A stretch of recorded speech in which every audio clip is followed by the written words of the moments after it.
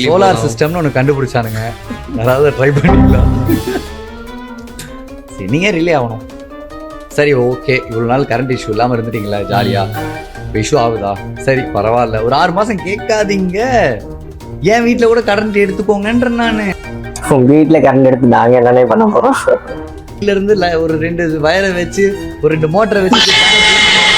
ஐயோ, அதை வேற ரொம்ப பெருமையா வேற சொல்றாரு. இதுதான் படிக்க டயத்துல வந்துட்டு போய் படிக்க போயிடணும். ஜூனியர் ஆர்டிஸ்டா தான் நான் மாறுவேன் அப்படின்னு பண்ணா இப்பதான் நிலைமை ஆகும் போல. தலைகீழாத்தான் குதிக்க போகிறேன்.